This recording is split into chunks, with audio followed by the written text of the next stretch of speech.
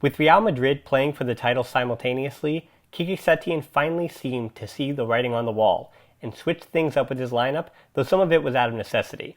Antoine Griezmann is injured, and Sergio Busquets, Arturo Vidal, and Luis Suarez got the rest, and Frankie de Jong wasn't fit enough to start. For the first time in a while, Setien opted for a 4-3-3, with Rakitic sitting in behind Roberto and Puig, Messi out on the right, Braithwaite in the middle, and Fati on the left. Firpo, amid plenty of Inter Milan transfer speculation concerning Lautaro Martinez deal, got the start at left back. Osasuna went with a 5-3-2, and unlike other teams that played players out of position to commit to it, Osasuna had players in those spots that were comfortable. Even former Barça man Jose Anaiz, who coolers will remember as a left winger, has been playing more central up top for Osasuna. Interestingly enough, Arrasate has played almost as many formations as Setien lately, playing a 4-1-4-1 against Atletico, a 4-2-3-1 against Eibar, a 4-5-1 against Real Betis, and a 4-4-2 a few times, and now a 5-3-2 for the third time since returning to play. All that is to say this is a club who have not been afraid to switch things up and have got results from it, finishing just outside the top half of the table.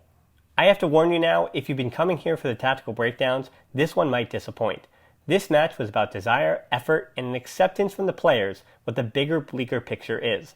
If the players were thinking beyond this match, why try to break down tactical nuances at all? In light of that, there are a few things I want to point out, and then we'll move on to the bigger picture. The title race meant that no one was focused on this match, but Osasuna did still have a game plan coming in. In the 13th minute, you noticed that Riqui Puig was being given the proper attention. Two players circulating him in a crowded midfield, while Messi was invited to go one-on-one with a center back if a teammate could get it to him in the position, and he would be willing to make that run. Good game by Osasuna, because that run from Messi didn't come until the 47th minute. By that time, Puig had found a little more room because the opponent was sitting deeper with their one-goal lead, and Puig had the time to deliver a ball over the top into Messi, who was unfortunately called offside. I think it's more of an indictment of Barça than a compliment to Osasuna, because the Navarre side just did their homework. Play with the five at the back, look for the counters, and overload Barca's right side, exploiting the space that a right winger would be in. And I guess now we're going to talk about the goals already. The first goal comes down Semedo's side, forcing the right back to choose between attackers, a choice which left him no time to catch up to the speedy Estupiñán, who crossed it in for Anaiz and the 1-0. It was a well-hit ball for Anaiz too, perfectly squeezing into Ter Stegen's near post and doing it with Rakitic, Firpo, and Lenglet all in his vicinity.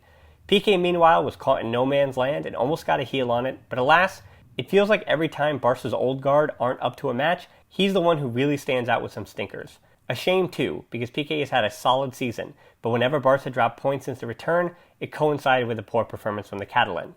Honestly, this was the worst 30 minutes to start a match since football resumed for Barcelona. Switching back to the 4-3-3 with personnel that wasn't totally comfortable with each other looks like a bad idea in hindsight, especially when Barca had some good moments in the last 5 matches. The 4-3-3 presents issues that no one can fix due to personnel. If Rakitic, Messi, or Puig misplayed a ball, Osasuna were out on the break. If Roberto tries to help Rakitic shield the back line, he was too late to aid any attack. If he pushed too far forward, the counter got even uglier.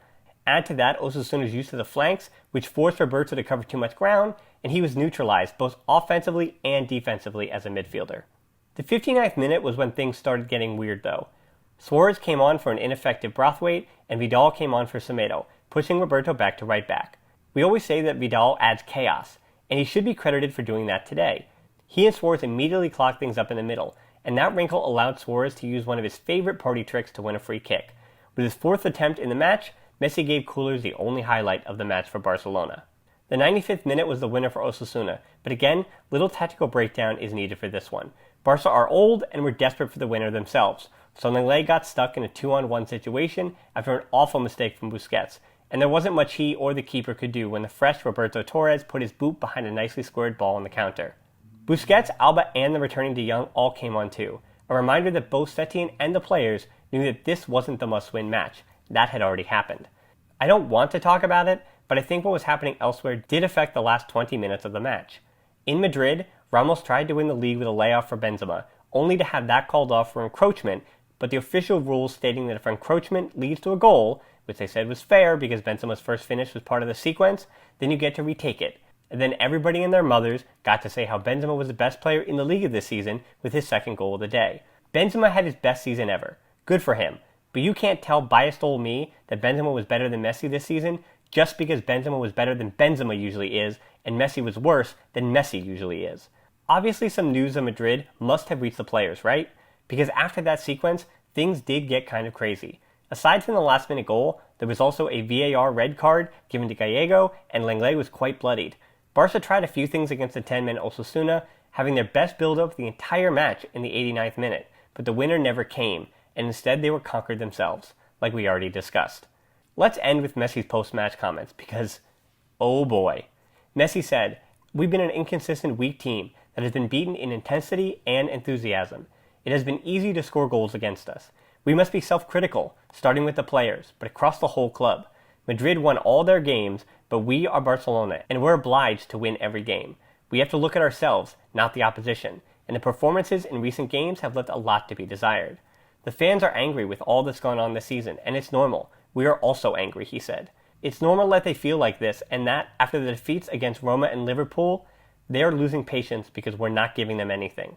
I think the captain's words speak for themselves. Coolers are in the right to vent, be frustrated, but don't stop loving the club and wanting the best for it. Want the players to succeed, want to win the Champions League, and know your lack of faith in the club's chances comes from a place that even Messi understands. Francesca and I aren't recording until after the match against Alaves, so you'll be getting another one of these before you hear from us again. That said, I'm going to continue to try to keep an eye on what's happening in the here and now, at least until the match against Napoli. So honestly, my attention on Sunday will be on the Barcelona B match, which is unfortunately not available to viewing for most people.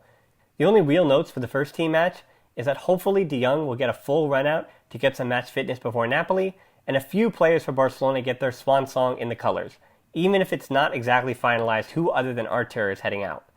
So in the meantime, it would be a big help if you could give this video a like, even if you didn't like the result. Subscribe and hit that bell for notifications.